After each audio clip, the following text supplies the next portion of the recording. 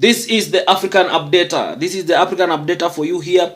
And before niendelee, I'm going to give you a second vile si ufanya for you to subscribe. As you know very well, some of you have been watching my videos and are not subscribing. We are building a community, so I'm urging you guys to keep on subscribing and hit the notification bell so that anytime I post a video, you get notified, you watch, you share with your friends, and we grow pole pole. Ama niaje. So, subscribe and then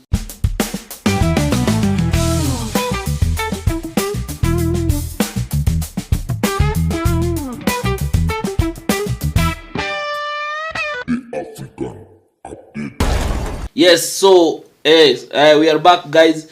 I'm here with another video. As you can see, kuna there's the land CS, and he was being interviewed, and he said something very interesting about the housing levy and the affordable housing na hizo mambo zote, all those shenanigans. I call them shenanigans. So guys, I want you to watch this, and then I'll be back kama kawaida to give my reaction and then to join yaje, ndio. So watch this and then I'll be back. You see, this money is not supposed to give you a house. It's basically the offtake. It's basically the money that is helping us build the house. But then after that, it is you who actually pays for that house. Mm-hmm. You understand? We are not building and giving you. We are building, giving you for you to maintain it as by way of rent. You know, in a way, it's like a tenant purchase. Mm-hmm. So like if you rent to own, it's a tenant purchase. So if really you feel you can strain a little and take the 2-bedroom one, nobody will stop you, which is also affordable and sustain, and also, given on terms that are still very easy, because we are talking about 4,700 and 7,000 a month. So if you tell me then to give you a house that is 7,000 and your income is and you see, I don't tell you, you apply. I see. But the income determines what you can sustain. Latif, are you saying affordable isn't affordable? It's not. Alice Wahome, the CS for, I think, for land and housing, hiyo mambo yote, was having an interview, and she said clearly that that housing levy mwenye mnalipa is a tax. And you, as much as you are paying it, it's just helping them to facilitate in building the houses. But you don't, those houses are not a guarantee that you'll get those houses. Those houses, you still need to pay for them. And I just want us to debunk history yote ya housing, because I don't think I've ever talked about it in any other platform. And I think I think I'll repeat it here. I want to say it here. If there's a scam, if there's a big scam that will hit this country, and if there's a scam, ni history ya housing. This housing project, affordable housing, is a big scam. And allow me to explain to you in a layman's language. Now mistake kwenda kwa kizungu mingi. I want to use Kiswahili because I feel like this video should reach a lot of people. So you guys are paying, everyone is being taxed for this housing levy. Everyone who is working, it's being taxed for this housing levy. And then they are calling it affordable housing. But for you to own a 1-bedroom, you have to pay close to 2 million. Sijui ni 2 million ama 3 million. Which utalipa pole pole. So they call it like rent as you own. Now, you tell me, number one, everyone, a big chunk of Kenyans who are employed, which are close to, let's say, about 10 million Kenyans. I don't know the figure, but let's play approximately. Let's say approximately 10 million Kenyans are paying this housing levy. What criteria are they going to use to allocate those houses to people? Because if we are all paying, then we all stand an equal chance to own these houses. Now, they have said very clearly that nyumba ziko. But since as everyone, hakuna nyumba ya kila mtu, sasa they have set you like you own. You for those people who will pay, when you wataanza kulipa upfront, ndio, they will start living in those houses. Unaelewa? So, even, okay, what is the value? What value do you get if you are going to stay in a house that you are going to pay as you own, sijui rent as you own? The house, you are going to pay about close to 3 million. To 3 million. 3 million over a certain period of time, which is more than 30 years for some people. It's more than 30 years, even close to 40 years for others. Remember very well, our president and this housing project, president is going to be there at most 10 years. And these are matters of policy. So, and the next person president who will come might just sit down and decide that this project is useless, and I push. I say, me too, I don't want it anymore. Where does that leave all those people who have been contributing to housing project?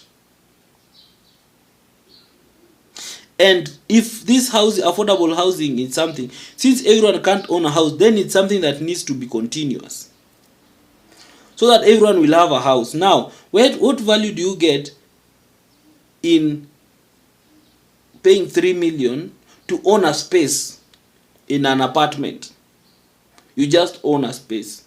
Another thing, the way those houses are constructed, and you all know government houses, the way they mismanage a lot of things. Who will be taking care of the sewerage, the water systems, and everything that runs in those buildings? Because yes, you are busy buying houses, right? Who will be taking care of that? We know how tunajua kama hizi nyumba za Buru vile zimeachiliwa, nyumba za Jerry vile zimeachiliwa, nyumba za Botela vile zinakaa. We all know how those houses look. Zile nyumba za ziko Calif vile zinakaa. Now you want to trust a government that nitaishi kwa hii building, and the government will make sure that takataka zimechukuliwa, maji, unaona maji is okay, drainage iko sawa, yes, the sewerage system is okay for all these projects across the country. Surely you must be very, very, I don't know if it's stupid or naive to believe that this housing, those people who are paying for this project, you must be like, I don't know, your level of, because hii ni kuoshwa, hii unaoshwa clean. That's the reality. Unaona, this housing project is a mess and it won't work. And I'm sorry to say this, I feel like this is just a scheme whereby people just sat down and they just want to make money. Because in my own assessment, and these are my opinions, I feel like someone will, once all these housing projects are done, someone will just take these projects and then they sell it out to the private real estate investors.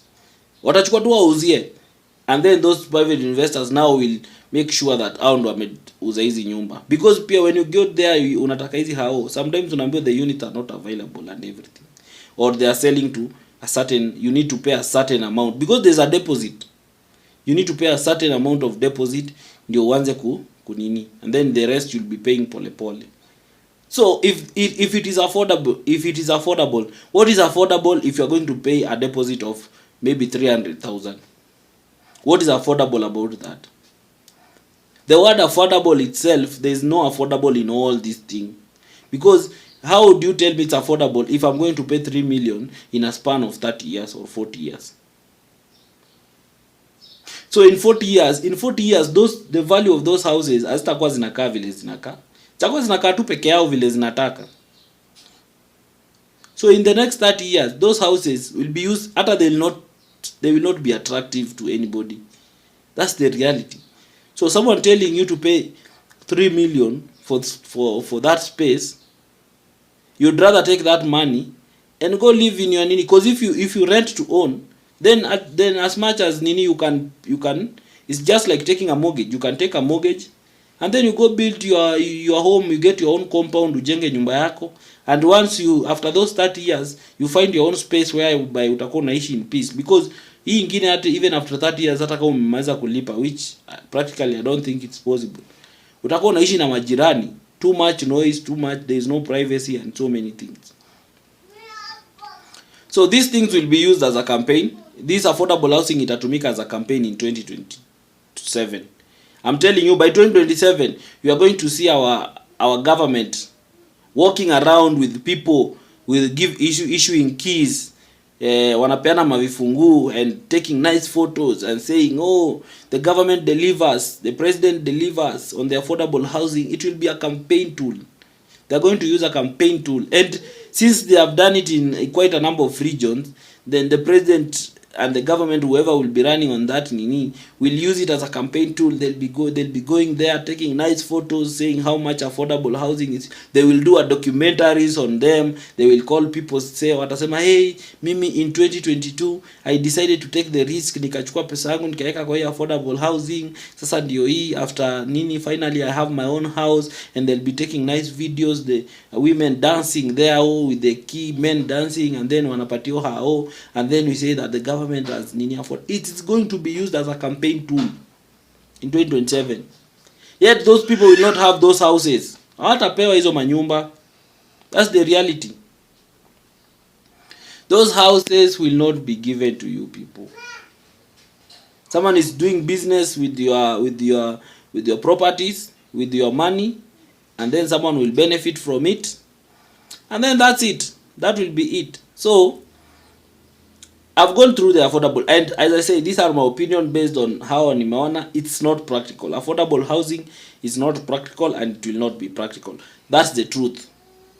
That is the truth, my people. So it's a wait and see, but me, I've just given you my 2 cents. Anyway, guys, if you have anything you need to say about the affordable housing, you can put it there in the comment section, and let's engage. As I always say, try as much as possible to be respectful on this platform. We don't want people using bad language, mnatukanana mna nini. No, we want to create a safe space whereby anybody can come and hear the opinion without being judged. And even if we judge you differently, but we are not going to abuse you or use harsh words on you. So try and be very respectful, and subscribe to this platform kama kawaida.